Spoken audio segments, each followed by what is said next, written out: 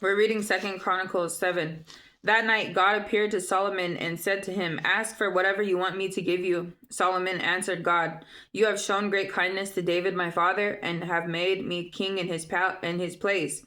Now, Lord God, let your promise to my father David be confirmed, for you have made me king over a people who are as numerous as the dust of the earth. Give me wisdom and knowledge that I may lead this people, for who is able to govern this great people of yours?" And God said to Solomon, "Since this is your heart's desire, and you have not asked for wealth, riches, or honor, nor for the death of your enemies, and since you have not asked for a long life, but for wisdom and knowledge to govern my people, over whom I have made you king, therefore wisdom and knowledge will be given you. And I will also give you wealth, riches, and honor, such as no king who was before you ever had, and none after you will have." Then Solomon went, and then do you see that he didn't say, "And then I will destroy your enemies"? He didn't say none of that. But wait now, let's keep reading.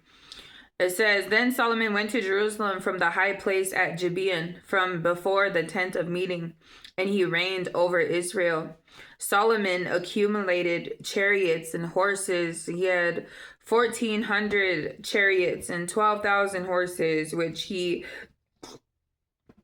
kept in the chariot cities and also with him in Jerusalem.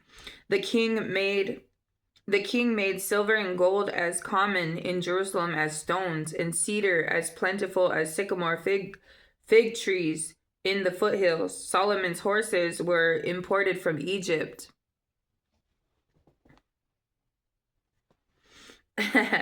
And from Q, the royal merchants purchased them from Q. They imported a chariot from Egypt for 600 shekels of silver, and a horse for 150. They also exported them to all kings of the Hittites and the Arameans. Preparations for building the temple. Solomon gave orders to build a temple for the name of the Lord, and a royal palace for himself. He conscripted 70,000 men as carriers and 80,000 as stone cutters in the hills and 3,600 as foremen over them. Solomon sent this message to Hiram, king of Tyre: "Send me cedar logs as you did for my father David when you sent him cedar to build a palace to live in. Now I am about to build a temple for the name of the Lord my God, and to dedicate it to him, for burning fragrant incense before him, for setting out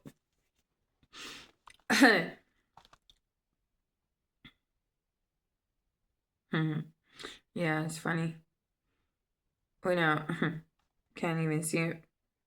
Setting out the consecrated bread regularly, and for making burnt offerings every morning and evening, and on the Sabbaths and new moons and the appointed festivals of the Lord our God. This is a lasting ordinance for Israel. The temple I am going to build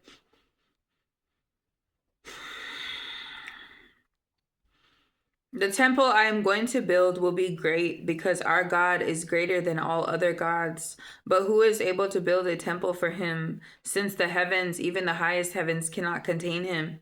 Who then am I to build a temple for him, except as a place to burn sacrifices before him? Send me, therefore, a man skilled to work in gold and silver, bronze and iron, and in purple, crimson, and blue yarn, and experienced in the art of engraving, to work in Judah and Jerusalem with my skilled craftsmen, whom my father David provided. Send me also cedar, pine, and algum logs from Lebanon, for I know that your men are skilled in cutting timber there. My men will work with yours to provide me with plenty of lumber, because the temple I build must be large and magnificent. I will give your servants, the woodsmen who cut the timber, 20,000 cores of ground wheat, 20,000 cores of barley, 20,000 baths of wine, and 20,000 baths of olive oil. Hiram, king of Tyre, replied by letter to Solomon, because the Lord loves his people, he has made you their king. And Hiram added, Praise be to the Lord, the God of Israel, who made the heaven and earth.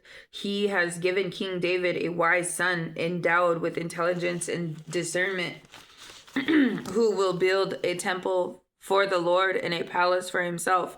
I am sending you Hiram Abi, a man of great skill, whose mother was from Dan and whose father was from Tyre. He is trained to work in gold and silver, bronze and iron, stone and wood, and with purple, blue, and crimson yarn and fine linen. He is experienced in all kinds of engraving and can execute any design given to him. He will work with your craftsmen and with those of my lord David your father. Now let my lord send his servants the wheat, barley, and olive oil, wine he promised, and we will cut all of the logs from Lebanon that you need, and will float them in rafts by sea down to Joppa, and you can take them up to Jerusalem. Solomon took a census of all the aliens who were in Israel after the census his father David had taken, and they were found to be 153,600. He assigned 70,000 of them to be carriers, and 80,000 to them to be stone cutters in the hills, and 3,600 foremen over them to keep the people working.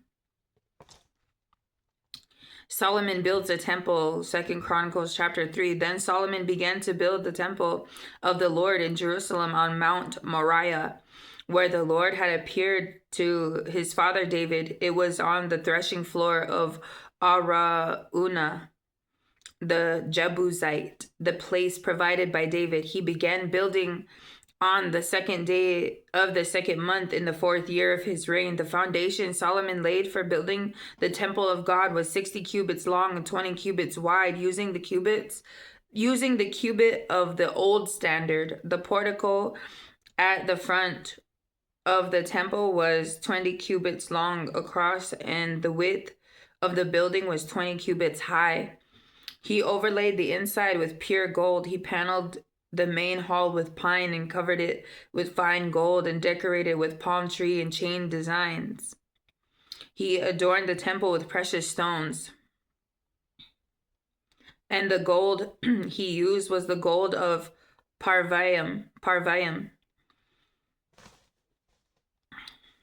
He overlaid the ceiling beams, door frames, walls, and doors out of the temple with gold, and he carved cherubim on the walls. He built the most holy place, its length corresponding with the width of the temple, 20 cubits long, 20 cubits wide. He overlaid the inside with 600 talents of fine gold.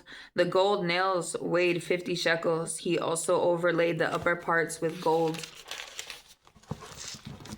In the most holy place, he made a pair of sculptured cherubim and overlaid them with gold. The total wingspan of the cherubim was 20 cubits. One wing of the first cherub was 5 cubits long and touched the temple wall, while its other wing, also 5 cubits long, touched the wing of the other cherub.